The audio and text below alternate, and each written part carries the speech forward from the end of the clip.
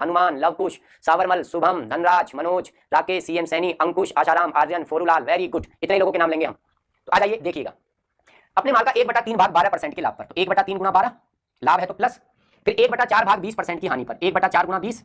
हानि का मतलब माइनस लगाओ। अब शेष माल, अब शेष कैसे निकालोगे, पहले ये मालूम करो कितना बेच चुका, 1/3 1/4, यहीं पे लघुत्तम ले लो, 12 आ गया तो 3 चौका 12, 4 तिया 12, 3 और 4 7/12 बेच दिया, तो 7/12 बेच दिया, 12 में से 7 बेच दिया तो शेष कितना बचा, जब 12 में से 7 बेच दिया तो 12 में से 5 शेष बचा, और उसको वो बेच रहा है 24% के लाभ पर, गुणा 24,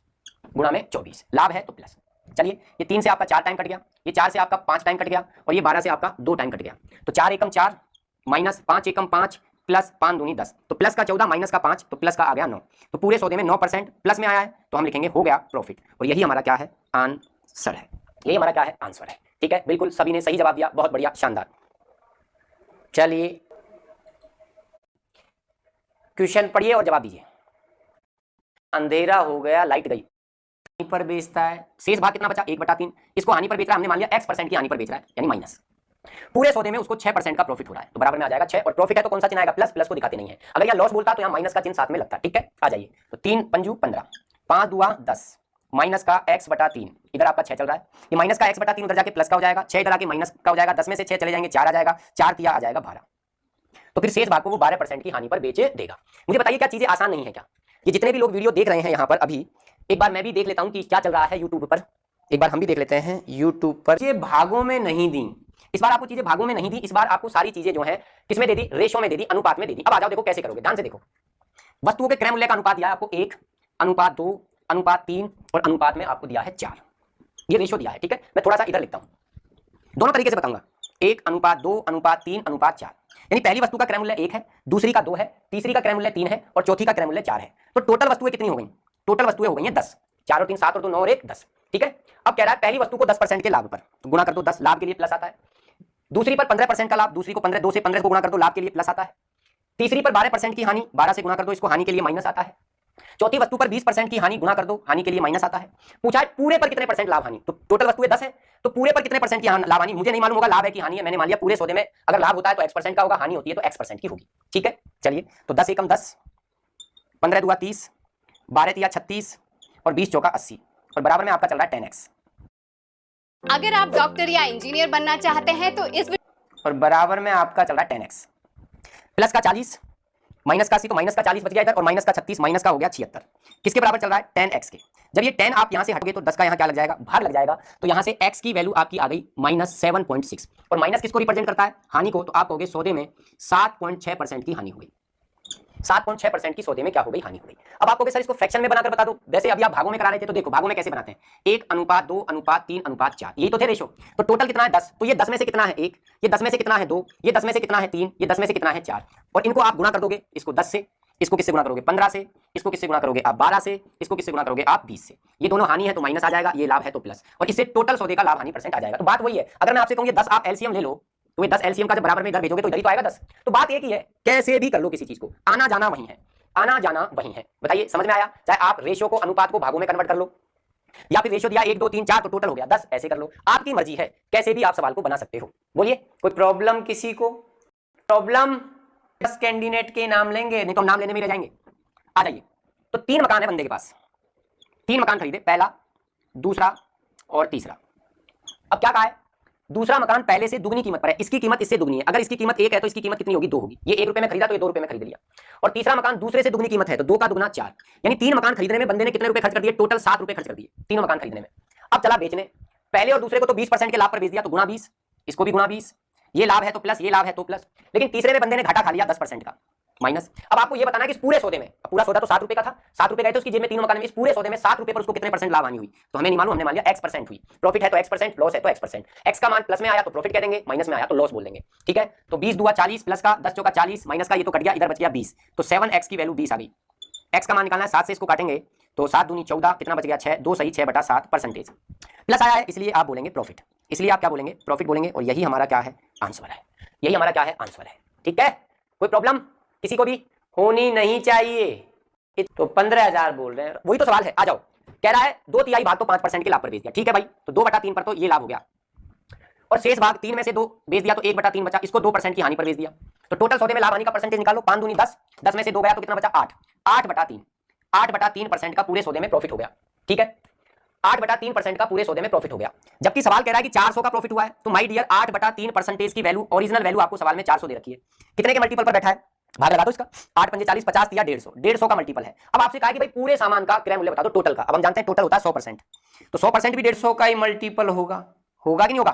तो ये कितना आ जाएगा 15,000। तो आंसर आ रहे हैं सबके। मेघराज मीना सर अटक रहा है, नहीं मेघराज किस अनुपात में है, 8% लॉस, शिवानी 1% का लॉस, ये भी वही क्वेश्चन है। देखो निवेश, निवेश का मतलब क्रय मूल्य किस अनुपात में है, 3:5 में है, एक पे 3 रुपए खर्च करे, एक पे 5 रुपए, तो टोटल कितने खर्च करे 8।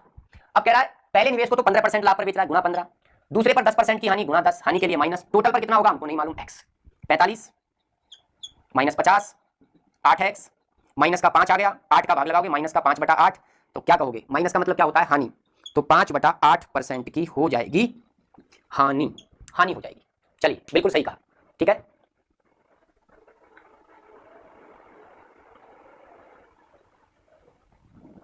सर मेरे को 25% के लाभ पर बेचा जाता तो यह लाभ पहले से 100 रुपए कम मिलता, तो प्रत्येक वस्तु का क्रय मूल्य बताओ। आ जाओ, आधी वस्तु है,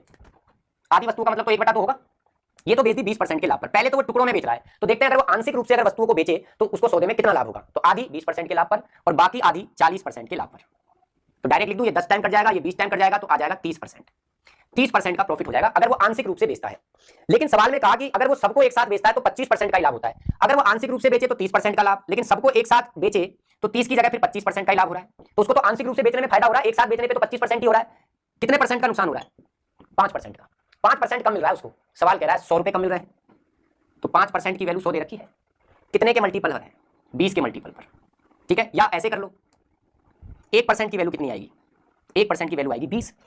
अब आपसे उसने सारी वस्तुओं का क्रय मूल्य नहीं पूछा, वस्तुएं कितनी है 100 वस्तुएं हैं, तो 5% 100 के बराबर है, तो 100% निकालते टोटल क्रय मूल्य आएगा, टोटल क्रय मूल्य आएगा ना, तो 100 गुना 100 करोगे 10,000 आ जाएगा, ठीक है भाई। आएगा कि नहीं आएगा बताओ, आएगा कि नहीं आएगा, मुझे इतना सा बता दो, मैं इतना पूछना चाहता हूं आपसे। तो अगर 5% की वैल्यू 100 रुपए आपको दे रखी है तो 1% की वैल्यू आ जाएगी 20। अब 100 वस्तुएं, तो 1% का मतलब एक वस्तु हो गई ना,